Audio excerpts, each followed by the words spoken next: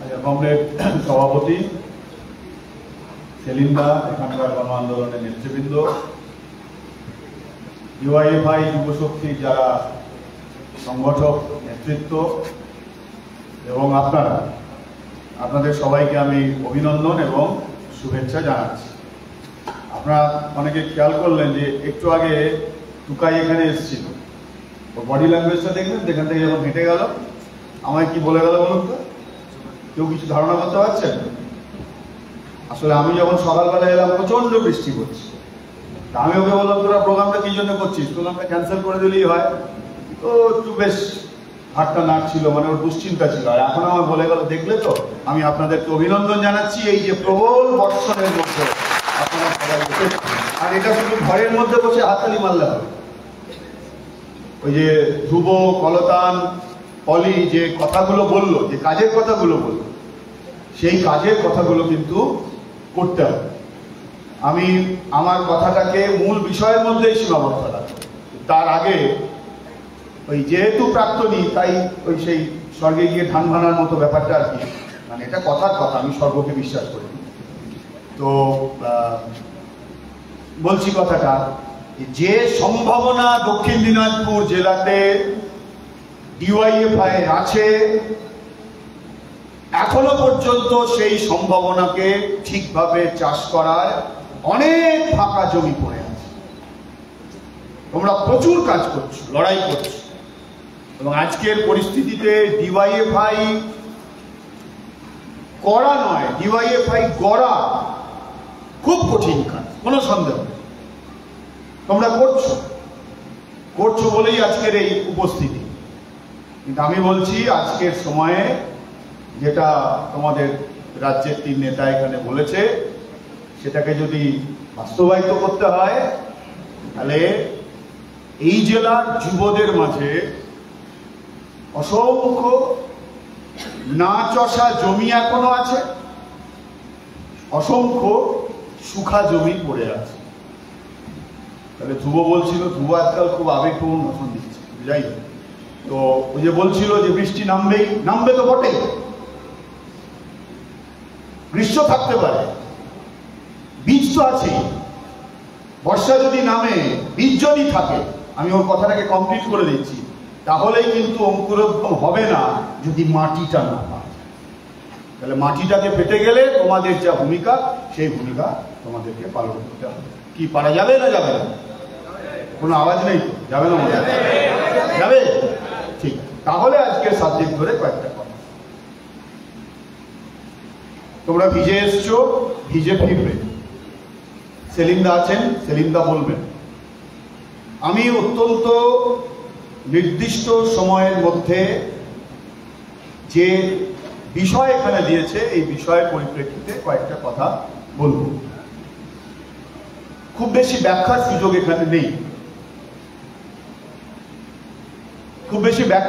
এখানে নেই, কারণ তাহলে সময় অনেক লাগবে। আর সব থেকে বড় কথা, এই যে বিষয় ওরা লিখেছে যে আরএসএস দক্ষিণপন্থার বিপদ প্রতিরোধের বর্ণমালা, আমরা তো এই প্রক্রিয়ার মধ্যে আছি। লড়তে হবে, পড়তে হবে, বুঝতে হবে, বোঝাতে হবে, আবার কিছু নতুন অভিজ্ঞতা আসবে, আবার নতুন করে পড়তে হবে, আবার নতুন করে বুঝতে হবে, আবার নতুন করে বোঝাতে হবে, আবার লড়াইয়ে সবাইকে জড়ো। তাহলে এটা একটা প্রবহমান নদীর ধারার মতো প্রক্রিয়া চলবে। তাহলে আমি এটা মনে করি না যে একটা আলোচনা সভাতে কয়েকটা পয়েন্টের মধ্য দিয়ে সব প্রশ্নের মীমাংসা ঘটে যাবে বা সব প্রশ্নকে আমরা উপলব্ধি করতে পারবো, এমনটা নয়।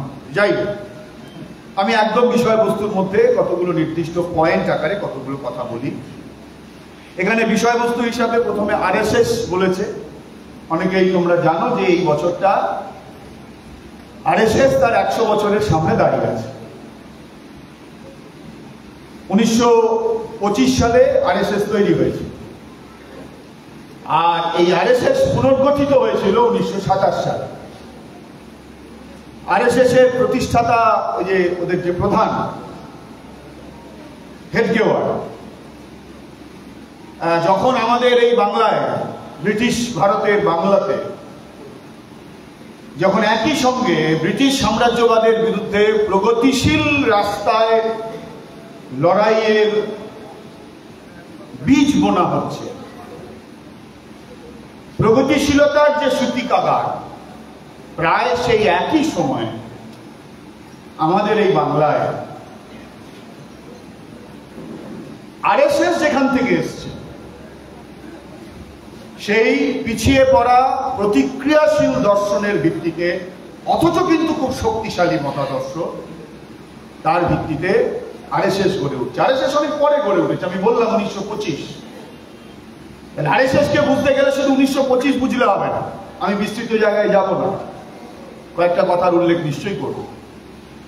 আর আমি এক্ষুনি দুটো কথা বললাম যে 25 সালে সেই সংগঠনটার জন্ম হলো নাগপুরে বিজয়া দশমীর দিনে, কিন্তু এই সংগঠনটাকে 27 সালে পুনর্গঠিত করা হলো, রিঅর্গানাইজ করা হলো। কে পুনর্গঠিত করার ক্ষেত্রে নেতৃত্ব দিলেন? নেতৃত্ব দিলেন ডক্টর বিএস মুঞ্জি। আমি তার নামটাকে জনপ্রিয় করার জন্য আপনাদেরকে বলছি। এই যে আরএসএস কে পুনর্গঠিত করার আগে, মানে এই যে 2 বছর আরএসএস অতটা সংগঠিত ছিল না, তাহলে নির্দিষ্ট লক্ষ্যকে কার্যকর করার জন্য কোন মতাদর্শকে কেমন ভাবে মানুষের কাছে নিয়ে যাওয়া হবে, অতটা সংগঠিত ছিল। তাহলে 27 সালে আরএসএস কে পুনর্গঠিত করার আগে ডক্টর বিএস মুঞ্জে তিনি ইতালি গেছিলেন, মুসোলিনির সঙ্গে তিনি দেখা সাক্ষাৎ করেছিলেন, এবং মুসোলিনির ফাসিস্ট পার্টি যে দর্শনকে ভিত্তি করে সেই সময়কার, মানে হিসেব করলে জানালে পরে আজ থেকে 100 বছরেরও বেশি আগে, সেই সময়কার ইতালি, 1920-21 এই সময়কার ইতালি। আমি বেশি বিদেশ ভ্রমণ তোমাদের করাবো না এই বর্ষা। 1920-21 ইতালি, 1920-21 ইউরোপ, মানে 1920-21 ইউরোপ মানে পুঁজিবাদী অর্থনীতির সংকট ক্রমশ ঘনীভূত হচ্ছে।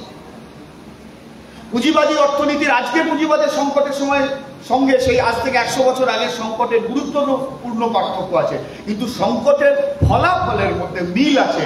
সেটা হলো ব্যাপক বেকারি, কাজ নেই, মজুরি নেই, বাজারটা ডাউন হয়ে গেছে, বাজারটা মন্দা, বেচা কেনা কম। তাহলে সেই সময়কার ইউরোপে, এবং তার কয়েক বছর পরেই আমরা দেখতে পাবো যে পৃথিবীর বুকে পুঁজিবাদের প্রথম যে মহামন্দা 1929 থেকে 1931।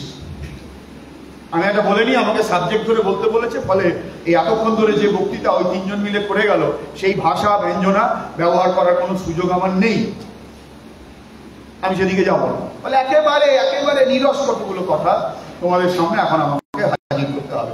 তো 29 সালে 29, 30, 31 মোটামুটি 3 বছর গোটা পৃথিবী জুড়ে মহামন্দা। তার আগে 14 সাল থেকে 19 সাল প্রথম বিশ্বযুদ্ধ হয়ে গেছে। গোটা দুনিয়াকে সাম্রাজ্যবাদী শক্তিগুলো নিজেদের মধ্যে ভাগ করে নিয়েছে দুনিয়ার বাজারটাকে। আর 1930-31 পর্যন্ত যে সংকট চললো 29 থেকে, তার 1 দশকের মধ্যে দ্বিতীয় বিশ্বযুদ্ধ গোটা পৃথিবীতে 39 থেকে 41। তাহলে প্রথম বিশ্বযুদ্ধটা যদি হয়ে থাকে, যে সাম্রাজ্যবাদী দেশগুলো গোটা দুনিয়ার বাজারটাকে ভাগ করে নিচ্ছে, যে কে কোন জায়গায় রপ্তানি করবে। দ্বিতীয় বিশ্বযুদ্ধ হলো সেই ভাগ করে নেওয়া যে বাজার, মস্তানদের মধ্যে ভাগ করে নেওয়া যে অঞ্চল, সেই অঞ্চলটাকে পুনর্দখলের লড়াই। আমি এই কথাটা বললাম এই জন্য, এই সবটার সঙ্গে পুঁজিবাদের সংকট। আমি আগেই বলেছি 100 বছর আগের সংকটের সঙ্গে 100 বছরের বেশি সময়ের আগের সংকটের সঙ্গে আজকের সংকট মিলবে না, কারণ আজকে পুঁজিবাদের চরিত্রটা বদলে গেছে, উৎপাদনের ধারণাটা বদলে গেছে, শোষণের ধরনটা বদলে গেছে। আমি ট্রেড ইউনিয়নের প্রতিনিধিত্ব এগুলো বুঝতে পারছি, তাহলে মিলবে না, কিন্তু একই কাজ নেই। রবি ঠাকুরের সেই সোনার কবিতার মতো হবে, ঠাই নেই ঠাই নেই, ছোট ছোট কাজ নেই, কোথাও সাহিত্যের অন্যভাবে শোষণ করবে। আমি রাজনীতিকারের ছাত্র, আমার কাছে সনাতনী মানে অন্য। সাহিত্যের লোকেরা রক্তকর্মী একভাবে বিশ্লেষণ করে, আমি রাজনীতিবিজ্ঞানের ছাত্র, আমার কাছে রক্তকর্মীর মানে অন্য। বালুরঘাট বলে এই শব্দটুকু ব্যবহার করবো। সেই রকম একটা জায়গায় বেকারদেরকে কেমন ভাবে সংগঠিত করে, প্রলুব্ধ করে শ্রমিক আন্দোলন ভাঙা যায়, গণতান্ত্রিক আন্দোলনকে ভাঙা যায়, প্রগতিশীল দর্শনকে ধূলিসাৎ করে দেওয়া যায়, যুব সমাজের মাথাটাকে দখল করে নিয়ে, যে যুব সমাজের মধ্যে প্রেম আছে, প্রীতি আছে, আবেগ আছে, গোটা দুনিয়াকে নিজের মতো করে নেওয়ার আবেগ আছে,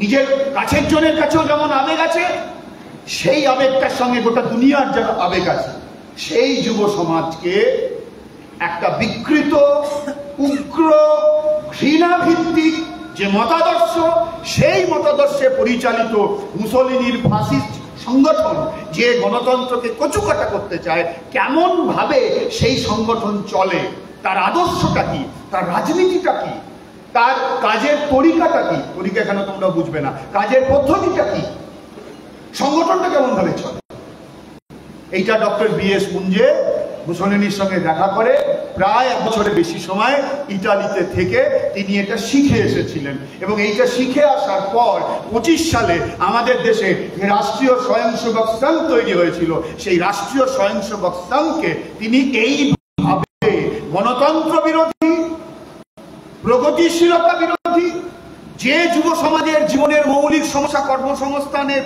সমস্যার সমাধান, আর সেই মৌলিক সমস্যার সমাধানের সঙ্গে শ্রমিক কৃষক আন্দোলনের ওতপ্রোত সম্পর্ক আছে, সেখান থেকে তাদেরকে বিযুক্ত করে নিয়ে তাদের আবেগ, তাদের আকাঙ্ক্ষা, তাদের অপ্রাপ্তিকে ব্যবহার করে কেমন ভাবে গণতন্ত্র ধ্বংসের কাজে ব্যবহার করা যায়, ইতালি থেকে শিখে এসে ডক্টর বি.এস. মুঞ্জে আরএসএস এর মাধ্যমে আমাদের দেশে এটাকে প্রয়োগ করেছিল।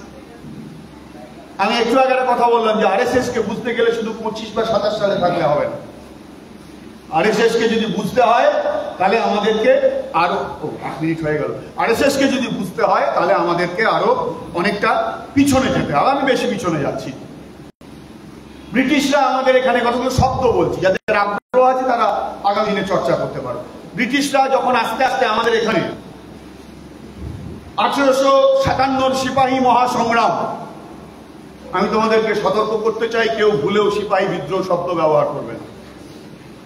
প্রথম দেশ জোড়া স্বাধীনতার লড়াই, ইএমএস নম্বুদ্রিপাদ তার ভারতের স্বাধীনতা সংগ্রামের যে 4 খণ্ডের বই আছে, এখন বোধহয় 1 খণ্ডে পাওয়া যায়, সেই বইতে তোমরা পড়বে, আমি তোমাদের বলছি। তাহলে সেখানে বলছেন প্রথম স্বাধীনতা সংগ্রাম, ভারতবর্ষের প্রথম স্বাধীনতা সংগ্রাম। এবং দিল্লিতে যখন ইউপিএ গভর্নমেন্ট ছিল, সেই সময় একটা ট্রেন চালু হয়েছিল, আমি কথা প্রসঙ্গে বলছি তাহলে আরএসএস কে বোঝা যাবে। একটা ট্রেন চালু হয়েছিল বারাকপুর টু ঝাঁসি, ট্রেনটার নাম ছিল প্রথম স্বতন্ত্রতা সংগ্রাম এক্সপ্রেস। এখনো এই ট্রেনটা চলে, এখন ওটা কলকাতা শহর থেকে ছাড়ে, ঝাঁসি অব্দি যায় কিনা জানি না, কি আরো দূর পর্যন্ত যায় কিনা জানি না, কিন্তু ট্রেনটার নাম আর প্রথম স্বতন্ত্রতা সংগ্রাম ট্রেন নেই। তার মানে আরএসএস এই 10টা বছরের মোদী গভর্নমেন্ট, তারা দেশের স্বাধীনতা সংগ্রামের সঙ্গে কিন্তু তাদের কোনো সম্পর্ক নেই, বরং উল্টো। সেই জন্য আমি দেখি আমাদের দেশে ব্রিটিশরা যখন 1857 এখানে ব্রিটিশ সাম্রাজ্যবাদীদের হুকুমত আমাদের এখানে লাগু হয়েছিল, চালু হয়েছিল, কোম্পানির হাত থেকে, মহারানীর হাত থেকে ক্ষমতা গেছিল। সবাই আমার ইতিহাস বইতে মুখস্থ করেছে, আমিও মুখস্থ করেছিলাম, তখন তার অর্থ বুঝি, এখন খানিক বুঝতে পারি। তাহলে এই সময় 1857 পর 1857-তে ব্রিটিশ সাম্রাজ্যবাদের কাছে শিক্ষা যে ভারতবর্ষের মিলিত হিন্দু, মিলিত মুসলমান একসঙ্গে সাম্রাজ্যবাদের বিরুদ্ধে লড়াই করছে। ব্রিটিশ ঐতিহাসিকদের শেখানো রাস্তায় আমাদের দেশে একাডেমিক ইতিহাসের চর্চা শুরু হয়েছে, এটা আনফরচুনেট, কোনো সন্দেহ নেই। দীর্ঘ সময় আমরা সেই দেখানো রাস্তায় আমরা চলেছি, দীর্ঘ সময় আমরা মিলের ব্রিটিশ ইন্ডিয়া পড়ে বড় হয়েছি, যেখানে শেখানো হয়েছে হিন্দু যুগ, মুসলমান যুগ, ব্রিটিশ যুগ। আসলে দুনিয়ার বিজ্ঞানসম্মত ইতিহাস এই চর্চা করে না। দুনিয়ার বিজ্ঞানসম্মত ইতিহাস চর্চা করে প্রাচীন যুগ, মধ্যযুগ, আধুনিক যুগ। রাজ্যে বামফ্রন্ট সরকার প্রতিষ্ঠা হওয়ার পরে এইভাবে ইতিহাসকে দেখার সুযোগ ঘটেছিল। আবার নতুন করে দিল্লিতে এই আরএসএস বিজেপির সরকার আসার পরে দিল্লির নিয়ন্ত্রণটা বাড়িয়ে দিয়ে আবার এই যে ছাত্ররা মাঝে মাঝে শিক্ষার বৈদিকীকরণ কথাটা বলে না, এখানে অনেকে তোমরা আছো যারা এসএফআই করেছো একসময়, আমি একসময় এসএফআই করেছি। তো কথাটা হলো এইটা, আমি যে কথাটা বলতে যাচ্ছি ওইদিকে আবার চলে যাব। তাহলে সেই সময় ব্রিটিশকে কেমন ভাবে গ্রহণ করা হবে ভারতবাসীদের মধ্যে অনেক বিতর্ক ছিল। আমি সেই বিতর্কের জায়গায় যাচ্ছি, তাহলে আমি বেরোতে পারবো। আবার ব্রিটিশরা যখন তাদের সাম্রাজ্য বিস্তার করলো, কলোনি থেকে মানে উপনিবেশ থেকে সে যখন সাম্রাজ্যে রূপান্তরিত হলো, এটা লেনিনের মৃত্যুর 150, অনেক চর্চা হবে, তোমরাও থাকবে। পৃথিবীতে যারা সাম্রাজ্যবাদ সম্পর্কে বিজ্ঞানসম্মত আলোচনা করেছেন তার মধ্যে একজন অন্যতম লেনিন। তার একটা বিখ্যাত বই আছে, পুঁজিবাদের সর্বোচ্চ পর্যায়ে সাম্রাজ্যবাদ। সম্ভবত বইটা 12, 13 বা 16 এই টাইমে লেখা, আমি ভুলে গেছি, মানে 1900, আমার ঠিক মনে পড়ছে না, মানে আজ থেকে 110-12 বছর আগেকার বই। তো সেইখানে কেমন করে সাম্রাজ্যবাদ পুঁজিবাদে হচ্ছে, তার বৈশিষ্ট্য কি, আমি সেই বৈশিষ্ট্যের জায়গায় যাব না, আজকে আমাদের সাবজেক্টটা না। সেখানে একটা গুরুত্বপূর্ণ কথা বলছেন যে সাম্রাজ্যবাদের অন্যতম বৈশিষ্ট্য হলো এই যে আগে ব্রিটিশ কলোনি যখন ছিল, তাই ব্রিটিশরা কি করতো, ব্রিটিশরা আমাদের এখানকার কাঁচামাল নিয়ে যেত, আমাদের এখানকার সম্পদ লুট করে নিয়ে গেছিল, এবং সেই সম্পদ দিয়ে ইংল্যান্ডে শিল্প বিপ্লব সংগঠিত হয়েছে।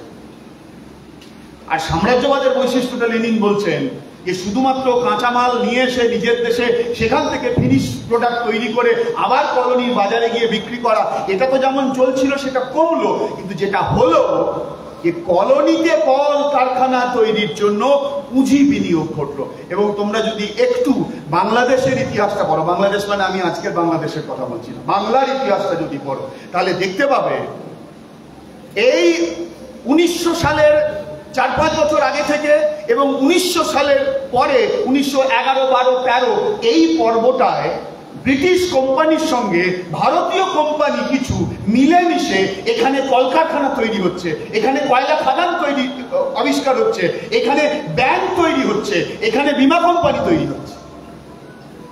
তাহলে এই একটা গুরুত্বপূর্ণ পরিবর্তন যে পুঁজি আসছে, পুঁজি। তো এটা একটা দিক, অর্থনৈতিক দিক। এর ফলে আমাদের সেই সময়কার বাংলায় বা ভারতবর্ষে একটা নতুন শ্রেণীর জন্ম হয়েছিল, যে শ্রেণী ব্রিটিশ আসার আগে আমাদের এখানে ছিল না।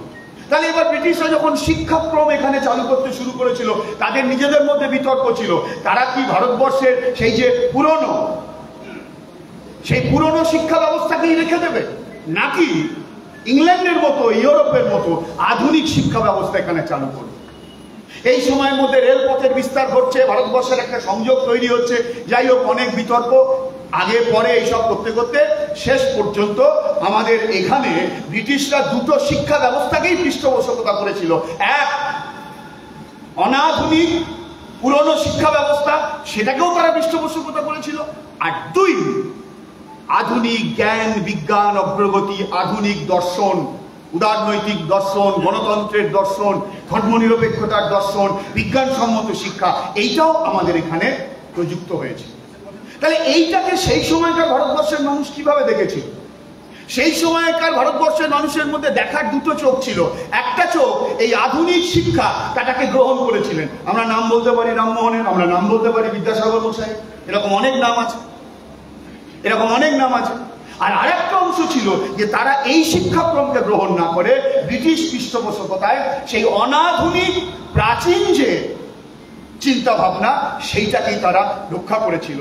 তাহলে এই যে দ্বিতীয় যে অংশটা, এই দ্বিতীয় অংশের মধ্যেই আমাদের ভারতবর্ষে 1857 পরে হিন্দু পুনরুত্থানবাদের জন্ম।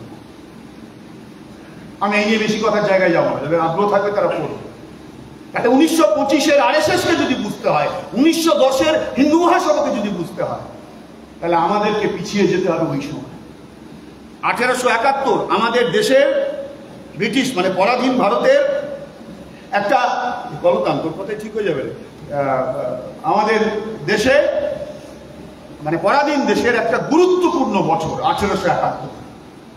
1871-এ ব্রিটিশ ভারতে প্রথম সেন্সাস চালু হয়েছে এবং এই সেন্সাসই প্রথম বলা হলো যে ভারতবর্ষে দুটো জাতি আছে, একটা হিন্দু একটা মুসলমান। হিন্দু কোনো জাতি নয়, মুসলমানও কোনো জাতি নয়। একজন বাঙালি হিন্দু হতে পারে, একজন মালায়ালি হিন্দু হতে পারে। মুসলমান কোনো জাতি নয়, একজন বাঙালি মুসলমান হতে পারে, একজন মালায়ালি মুসলমান হতে পারে। সবাই আমরা জানি, আমি ব্যাখ্যার জায়গায় যাচ্ছি।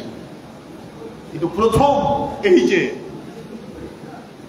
ধর্মের ভিত্তিতে জাতিকরণ, জাতিসত্তার বিশ্লেষণ, এইটা 1871-এ ব্রিটিশরা প্রথম চালু করেছিল। আর এই বছরে, আমি নামটা এই মুহূর্তে ভুলে যাচ্ছি, ভুল নাম বলা উচিত নয় কারণ বাইরে মাইক আছে, হিন্দু মেলা সংগঠিত হল। তারা প্রথম, তাদের একজন অর্গানাইজার, আমি নাম ভুলে যাচ্ছি এই মুহূর্তে, মনে পড়ছে না, তারাই দাবি করলো ইয়েস হিন্দু একটা জাতি। তার মানে এই যে আমরা সাভারকারের কথা বলি, আমরা মোহাম্মদ আলী জিন্নার কথা বলি, আরো পরে গিয়ে আমরা ইকবালের কথা বলি, এগুলো অনেক পরে, তখন এদের জন্ম হয়নি।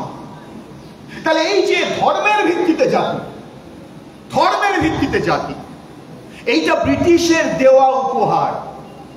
আর এই উপহারটাকে গ্রহণ করেই আমি আগে যে শব্দ ব্যবহার করলাম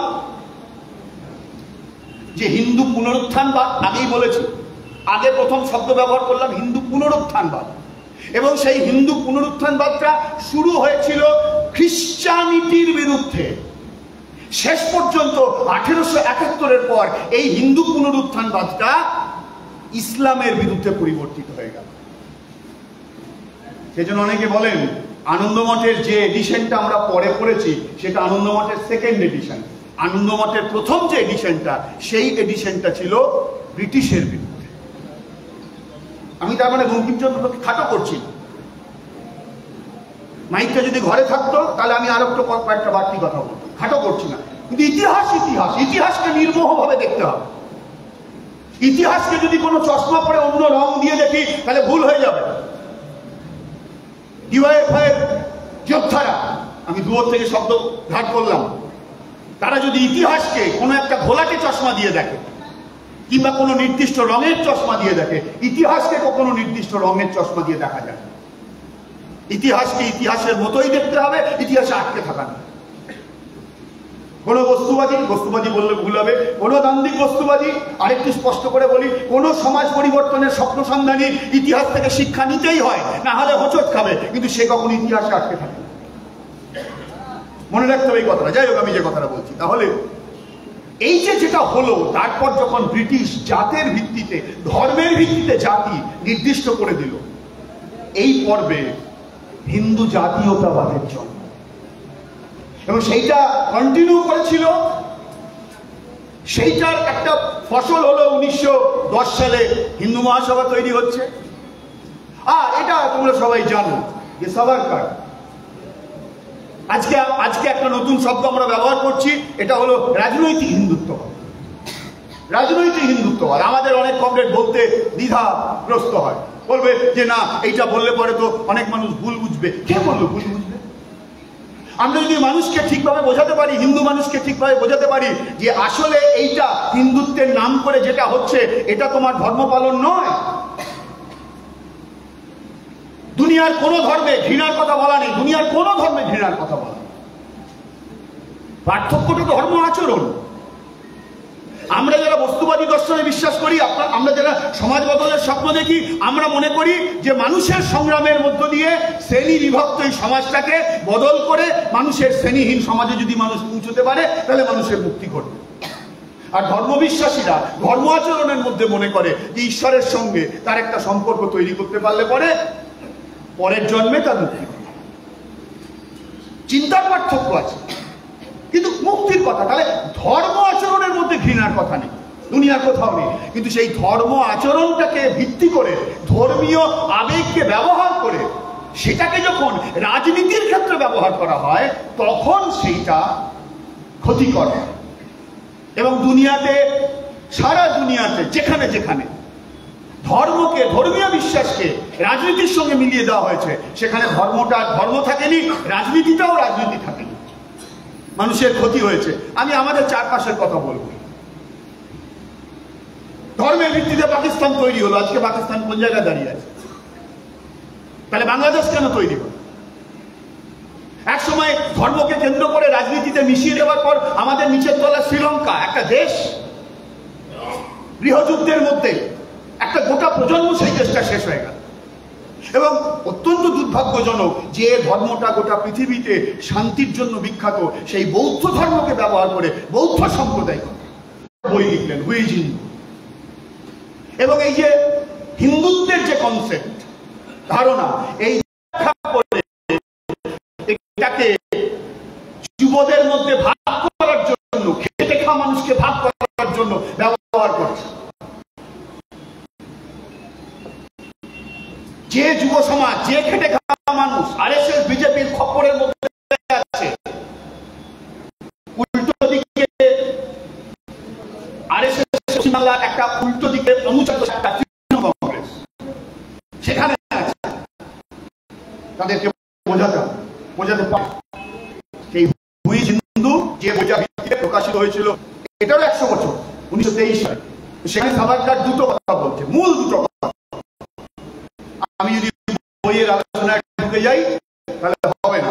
মূল দুটো কথা, এক, হিন্দুত্ব ধর্ম আচরণ নয়, এটা কোনো ভালো নয়, এটা রাজনৈতিক মত। আমি আবার এটি করি, আমার কথা না, হিন্দুত্ব এটা কোনো ধর্ম আচরণ, এটা কোনো ধর্ম পালন নয়, এটা একটা রাজনৈতিক মত। কথা বললেন, সাভারকার বললেন যে আমি চাই হিন্দু ধর্মের সামরিকীকরণ ঘটাতে। সাভারকারের অরিজিনাল লেখা বলতে পারো, আর অনেক এমনি রেফারেন্স বই অনেক আছে। জিএস নুরানি একটা বিখ্যাত বই আছে, ওই কি যেন খাকি প্যান্ট গেরুয়া ঝান্ডা, বোধহয় সম্ভবত বইটার নাম, বাংলা তো বইটা, আর অরিজিনাল রাইটিংসে তো তোমরা পেয়ে যাবে। তাহলে যে হিন্দুত্বের জন্ম দিচ্ছে, তাত্ত্বিক জন্ম দিচ্ছে, সে স্পষ্ট করে বলছে এর সঙ্গে ধর্মের কোনো সম্পর্ক নেই। লেখা খুব বেশি পাওয়া যায় এমনটা নয়। তারপর যে আরএসএস হয়েছিল, মানে হেড প্রধান, ভাবুন গোটা দেশের মানুষকে গণতন্ত্র শেখায়, কিন্তু আরএসএস সংগঠনের মধ্যে ন্যূনতম গণতন্ত্র নেই। আরএসএস এর একজন প্রধান, তিনি যখন তার জায়গায় আরএসএস নেতারা বসে ঠিক করে না, তিনি খামবন্ধ কাগজের মধ্যে উইল করে যান, এরপরে কে হবে। কারণ এইভাবে চরমভাবে গণতন্ত্র বিরোধী, একক কেন্দ্রিক, কর্তৃত্ববাদী একটা সংগঠন চেয়েছিল মুঞ্জে, ইটালিতে নিজেই শিখে এসেছিল। কারণ আরএসএস এর সংগঠনের অভ্যন্তর যদি গণতন্ত্র থাকে, তাহলে সেই সংগঠন চলবে না। কারণ আরএসএস বিকৃতি চর্চা হয়, ভারতবর্ষের বিকৃত ব্যাখ্যা দিচ্ছে, খেটে খাওয়া মানুষকে ভাগ করার জন্য ওরা যে বিষ ছড়াচ্ছে। মানুষ গোয়ালে বা গোটা হয়, যে পাথর দিয়ে খোল আর একটু ওই কি বলে ওই বিচার দিয়ে দিলে সে খাবে আর জাবর কাটবে, খাবে আর জাবর কাটবে না। মানুষ তার মাথাকে চিরকালের জন্য কারোর কাছে বন্ধ করে। মানুষ প্রকৃতিগতভাবে প্রজাতি সত্য হিসেবে মানুষের এই বৈশিষ্ট্য। তো যাই হোক, তাহলে সে প্রশ্ন করবে, কেউ কোনোদিন প্রশ্ন করে বলতে পারে তাহলে কি হল, সেইগুলো সেখানে গণতন্ত্রের জায়গা নেই।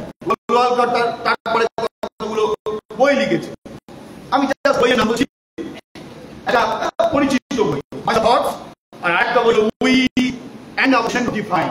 এবং সেখানে গোলাকারের বক্তব্যের যে মূল জায়গা, যেটা সাভারকার নির্দিষ্ট করে বললেন যে হিন্দুত্ব এটা কোনো ধর্ম নয়, এটা হলো রাজনৈতিক অস্ত্র, আমি চাই হিন্দু ধর্মের সামরিকীকরণ, সেইটা কেমন ভাবে হবে এবং সেটা গড়ে উঠবে তো ঘৃণার ভিত্তিতে। দুনিয়ার যত প্রতিষ্ঠিত মতাদর্শ, শুধু মার্ক্স বা হস্তন্ত্র নয়, এমনকি এই দুনিয়াতে আজ থেকে 450 বছর আগে যখন সামন্ততন্ত্রকে পুঁজিপতি এবং রাজনৈতিক ক্ষমতা দখল করেছিল, তখন সেই সময় গতিশীলতা ছিল। বুর্জুয়া পৃথিবীতেই মানুষ প্রথম গণতন্ত্রের কথা, রাজতন্ত্রে নয়। বুর্জুয়া পৃথিবীতেই মানুষ প্রথম শুনেছিল ধর্ম থাকবে ধর্মের জায়গায়, রাজনীতি থাকবে রাজনীতির জায়গায়। বুর্জুয়া গণতন্ত্রে মানুষ প্রথম শুনেছিল সবার উপর মানুষ সত্য, তাহার উপর নেই। আমি এটা চণ্ডীদাস থেকে ধার করলাম, কনসেপ্ট এইরকম, বুর্জুয়া গণতন্ত্রে এটা হয়েছে। এবং যত সময় এগিয়েছে বুর্জুয়া গণতন্ত্রে দুটো জিনিস হয়েছে, তত এই গণতন্ত্র ব্যক্তি মানুষ, তার মর্যাদা, তার সম্মান, তার বুর্জুয়া গণতন্ত্রে মানুষ প্রথম রাইট, অধিকার এই শব্দ শিখেছে। তারপরে পুঁজিবাদের সংকট তৈরি হয়েছে, বুর্জুয়া গণতন্ত্র আদর্শগতভাবে আগে যে মতাদর্শ তার সঙ্গে মিতাল তৈরি করে। আমাদের দিকে যদি তাকিয়ে দেখি, স্বাধীনতা সংগ্রামের সময় যত স্বাধীনতা সংগ্রামে শ্রমিক কৃষকের অংশগ্রহণ বেড়েছে, সমাজতন্ত্রের প্রতি আকর্ষণ বেড়েছে, সোভিয়েত ইউনিয়ন তৈরি হয়েছে, রুশ বিপ্লব হয়েছে, দ্বিতীয় বিশ্বযুদ্ধে 2 কোটি মানুষের প্রাণের বিনিময়ে হিটলারকে হারিয়ে দিয়েছে, যত সারা দুনিয়া জুড়ে সমাজতন্ত্রের প্রতি আগ্রহ বেড়েছে, তত আমাদের দেশের বুর্জুয়ারা আমাদের দেশের জমিদারদের সঙ্গে তত লেপটে গেছে। তার খেসারত আমরা এখন দিচ্ছি, যাক সেটা আমাদের অন্য আলোচনার বিষয়। তাহলে গোলওয়াল কার, তাহলে হ্যাঁ ভুলে গেলাম যে কথাটা, এই কথাটা বললাম এই জন্য, তাহলে গণতন্ত্র, সমানাধিকার, অধিকার, ধর্মনিরপেক্ষতা, সংবিধান, আইনের সাথে সবাই সমান, সামাজিক সমতা, এই যে কতগুলো ধারণা, এটা সমাজতন্ত্রে গড়ে ওঠেনি। মার্ক্সের জন্মের বহু আগে এই ধারণাগুলো এসে গেছে বুর্জুয়া গণতন্ত্র।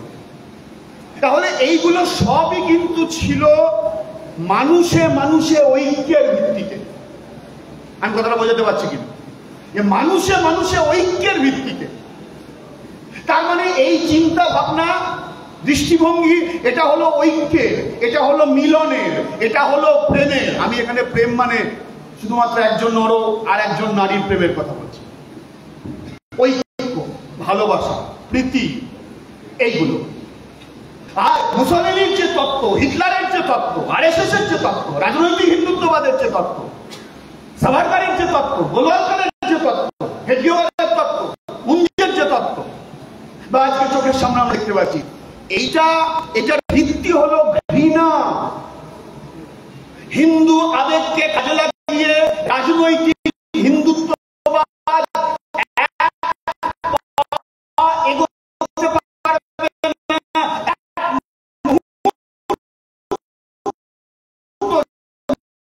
বিশ্বাস করবে না।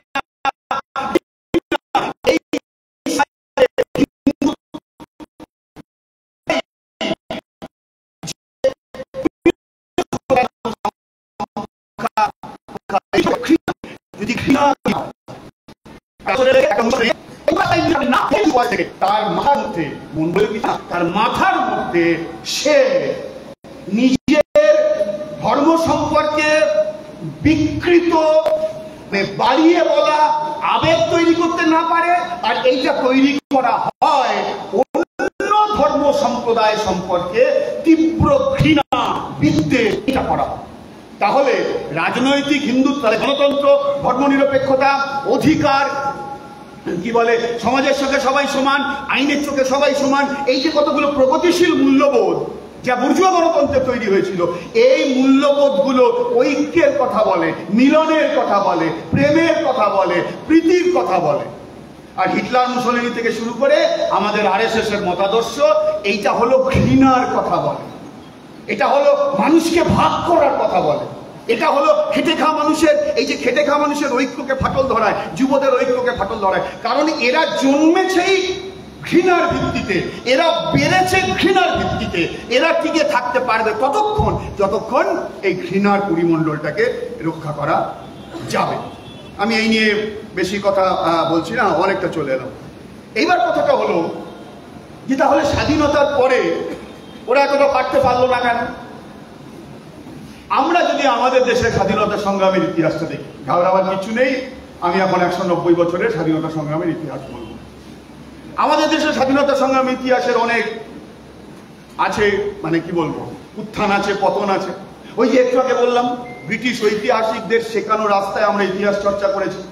সেই জন্য আমরা বলি সাঁওতাল বিদ্রোহ, হুল বিদ্রোহ, ফকির বিদ্রোহ, সন্ন্যাসী বিদ্রোহ, এগুলো আমরা বলি। এগুলোকে আমরা নির্দিষ্ট, শব্দটা তখন ছিল না, এখন শব্দটা এসছে, নির্দিষ্ট আইডেন্টিটির মানে কি বলবো বিদ্রোহ হিসাবে দেখাই। আসলে আধুনিক ইতিহাস প্রমাণ করে দিয়েছে এই সমস্ত বিদ্রোহ, সে সিধু কানুই হোক আর বিরসা মুন্ডা, এই সমস্ত লড়াইগুলো ছিল সেই সময়কার কোম্পানির শোষণ এবং জমিদার তন্ত্রের শোষণের বিরুদ্ধে। তাহলে ঠিকভাবে বিচার করলে যেটা দাঁড়ায়, আধুনিকতার বিচারে যদি আমরা আলোচনা করি, তাহলে এই সমস্ত সংগ্রামের সঙ্গে মাত্রার পার্থক্য থাকলেও কিন্তু অনুভূতির পার্থক্যে তেভাগার লড়াইয়ের সঙ্গে এই লড়াইয়ের কোনো পার্থক্য ছিল। আমি তেভাগা কথাটা বললাম, দিনাজপুর জেলা, বিশেষ করে দক্ষিণ দিনাজপুর তেভাগার লড়াই হচ্ছে, তাই আমি এই শব্দটা বলছি। তেভাগার লড়াই অনেক পরে হয়েছিল, তখন দেশ দুনিয়া অনেক এগিয়ে গেছে, মানুষের চেতনা অনেক বেড়েছে, কিন্তু যেগুলোকে বিদ্রোহ হিসেবে চিহ্নিত করা হয় সেটা অনেক আগে, অনেক আগে। দেখবেন মুজাফফর আহমেদ স্মৃতিরক্ষা কমিটি ঘোষণা করেছে এবছরের মুজাফফর আহমেদ পুরস্কার পাচ্ছে একটি বই, ওই সাঁওতাল সংগ্রাম সম্পর্কে তিনি বই লিখেছেন। আমরা পড়বো, আমিও সব বইটা পড়ি, কিন্তু কিছু পড়েছি বা লেখকের সঙ্গে খানিক কথা বলেছি। তিনি সেই বইটাতে দেখানোর চেষ্টা করেছেন যে ভাগনাডিহির মাঠে যে লড়াই, সেই লড়াইকে কেন্দ্র করে এতদিন ধরে যে ইতিহাস আমরা জানতাম, সেই ইতিহাসের সঙ্গে অনেকগুলো গুরুত্বপূর্ণ পার্থক্য আছে।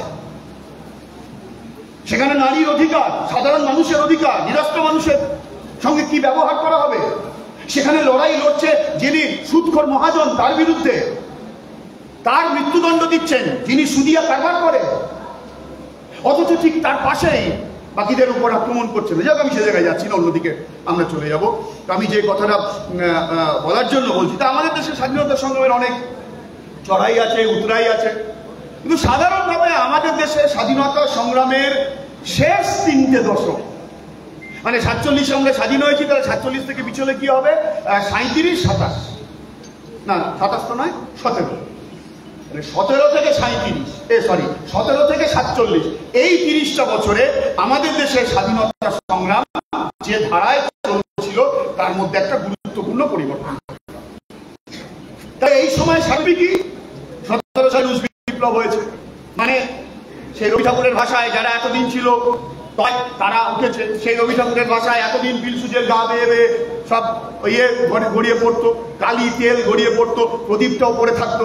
এই প্রথম দেখা গেল যে পিলসুজেরও অধিকার প্রতিষ্ঠা হয়েছে। রাশিয়ার চিঠি রবীন্দ্রনাথ ঠাকুর 30 সাল পড়ে নেবেন, খুব জরুরি আজকে পড়া, ভালো মন্দ অনেক কথাই লেখা আছে। তো আমি কথাটা যেটা বলছি যে তাহলে এই যে কতগুলো পরিবর্তন দুনিয়াতে, প্রথম একটা সমাজতান্ত্রিক রাষ্ট্র তৈরি হলো, শ্রমিক শ্রেণীর একটা রাষ্ট্র তৈরি হলো, এবং যে রাষ্ট্র অনেক সংকটের মধ্যে থেকে, অনেক আক্রমণের মধ্যে থেকে 14টা সাম্রাজ্যবাদী দেশের তীব্র আক্রমণের মুখে দাঁড়িয়েও এগিয়ে পিছিয়ে নিজেকে প্রতিষ্ঠা করলো, যে রাষ্ট্রটা 1936 সালের পর এমপ্লয়মেন্ট এক্সচেঞ্জে তালা লাগিয়ে দিল, কারণ এমপ্লয়মেন্ট এক্সচেঞ্জে আর খোলার কোনো প্রয়োজন ছিল না, কারণ রুশ যুবকদের আর কাজের সন্ধানে বাজারে বেরোতে হতো না, কাজ রুশ যুবকদেরকে সন্ধান করতে বেরোতো।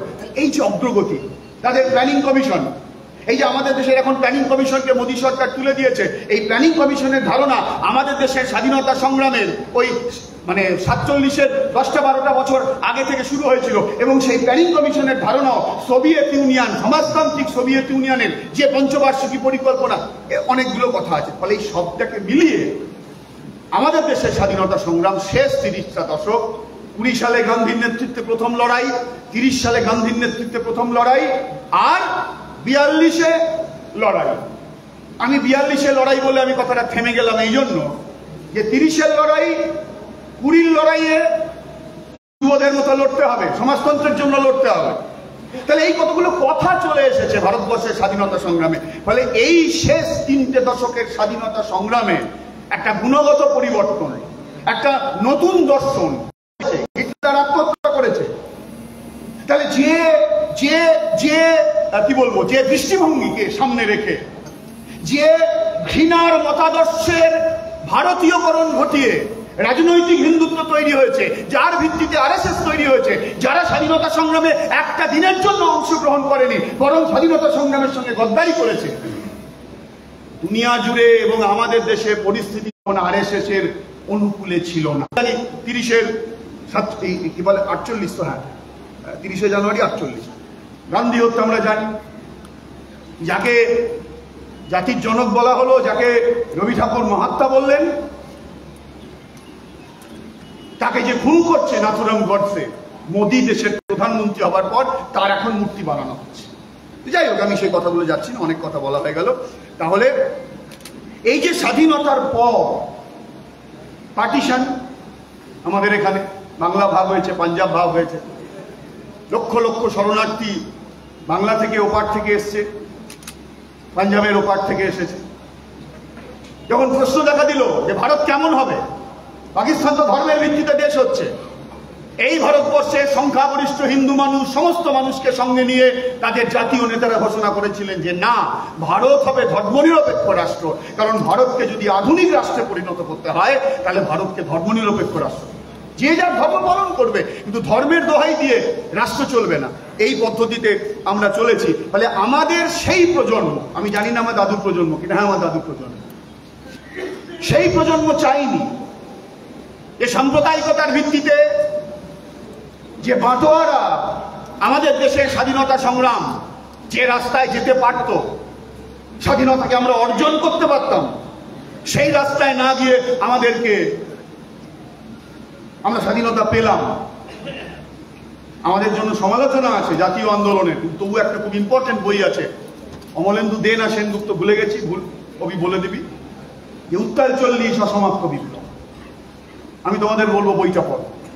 তাহলে এই যে একটা লড়াই, এই লড়াইয়ের মধ্য দিয়ে আমাদের পূর্বজরা আমাদের দেশকে ধর্মীয় সাম্প্রদায়িকতার ভিত্তিতে আমরা আমাদের স্বাধীনতার উষাকাল ভাতৃঘাতী দাঙ্গায় রক্তাক্ত করলেও নতুন ভারতবর্ষ হবে ধর্মনিরপেক্ষ, গণতান্ত্রিক। এই জায়গায় আমরা আসতে, সেই জন্য, এবং এইটাই হলো concept of India, idea of India, Bharat ধারণা। ছোটবেলা থেকে আমরা পড়ে এসেছি, ভারত কোনো এক জাতির দেশ নয়, এক ধর্মের দেশ নয়, এক ভূগোলের দেশ নয়, এক জলবায়ুর দেশ নয়, এক খাদ্যাভ্যাসের দেশ নয়, এক জাতিসত্তার দেশ নয়। ব্রিটিশের বিরুদ্ধে লড়াই করতে গিয়ে আমাদের মধ্যে এই ঐক্য গড়ে উঠেছে। সেই জন্য দুনিয়াতে ভারতীয় জাতীয়তাবাদের মতো দুনিয়াতে অন্য কোথাও এই ধরনের জাতীয়তাবাদ নেই। দুনিয়ার প্রায় সমস্ত দেশে জাতীয়তাবাদ গড়ে উঠেছে প্রধান একটা জাতিসত্তাকে কেন্দ্র করে, কোথাও কোথাও একটি জাতিসত্তাকে কেন্দ্র করে। কিন্তু ভারতবর্ষের জাতীয়তাবাদ গড়ে উঠেছে বহু জাতি, বহু ভাষা, বহু ধর্ম, বহু সংস্কৃতি। সেজন্য ভারতবর্ষের জাতীয়তাবাদের বৈশিষ্ট্য হলো বহুত্ববাদী জাতীয়তাবাদ। আমি এটা অত তাত্ত্বিক কথা বলছি না, এর পরের কথাটা বললে সবাই বুঝবে। অন্তত আমাদের সময় ইতিহাস বইতে আমাদের পড়তে হতো, আমার মেয়েকেও পড়তে হয়েছিল, যে বৈচিত্র্যের মধ্যে ঐক্য, যে ভারতবর্ষের বৈশিষ্ট্য কি, বৈচিত্র্যের মধ্যে ঐক্য। অসংখ্য বৈচিত্র্য আছে, রবি ঠাকুরের কবিতার মধ্যে আছে, কিন্তু আমরা সবাই এক। তাহলে আমরা সবাই এক কি করে হয়েছি? আমরা সবাই এক হয়েছি জাতিসত্তার ভিত্তিতে নয়, ভূগোলের ভিত্তিতে নয়। আমরা এক হয়েছি অর্থনৈতিক দিক থেকে ব্রিটিশের শোষণ মোকাবিলা করে। আমরা এক হয়েছি রাজনৈতিকভাবে ব্রিটিশ সাম্রাজ্যবাদের বিরুদ্ধে লড়াই করতে। আমরা এক হয়েছি, এটাই হলো আমাদের দেশের জাতীয়তাবাদের বৈশিষ্ট্য। সেই জাতীয়তাবাদকে মানে না। আমাদের দেশের স্বাধীনতা সংগ্রামের পর আমাদের যে দেশ তৈরি হয়েছে, আমাদের দেশের যে সংবিধান তৈরি হয়েছে, সেখানে যুক্তরাষ্ট্র, সেখানে গণতন্ত্র, সেখানে ধর্মনিরপেক্ষতা, সেখানে সামাজিক ন্যায় ধারণা, সেখানে আইনের চোখে পুরুষের সমানাধিকার, আরএসএস এই কথাগুলোকে মানে কোনদিনই মানে লুকোচুরি করেন, কোনদিনও মানে। যদি এতদিন ওদের মুরদ ছিল, সেই জন্য 2098 সাল এবং 99 সালে ওরা গভর্নমেন্ট চালিয়েছিল অটল বিহারীর নেতৃত্বে, এনডিএ গভর্নমেন্ট, সেলিমদা বলবেন। আর তারপরে 2014 সালের মোদী গভর্নমেন্ট, এবং এবার স্লোগান দিয়েছিল যে 22 জানুয়ারির পর যে এবার 400 আসন পাবে, আর আরএসএস ওরা ভারতবর্ষকে হিন্দু তৈরি। ভারতবর্ষের সংখ্যাংশ হিন্দু মানুষ যদি মনে করতেন যে স্বাধীনতার পরে পাকিস্তানটা মুসলমান ধর্মকে ভিত্তি করে একটা ধর্ম রাষ্ট্র, তাহলে আমাদের দেশটাও হোক ধর্মকে কেন্দ্র করে রাষ্ট্র, তাহলে গোলওয়ালকার, হেডগেওয়ার, মোহন ভাগবত নরেন্দ্র মোদী, অমিত শাহ, এদের কোনো প্রয়োজন পড়তো যে ভারতবর্ষের সংখ্যাগরিষ্ঠ মানুষ যদি মনে করতেন তাদের দেশটা ধর্মের ভিত্তিতে দেশ হবে, হিন্দু রাষ্ট্র হবে?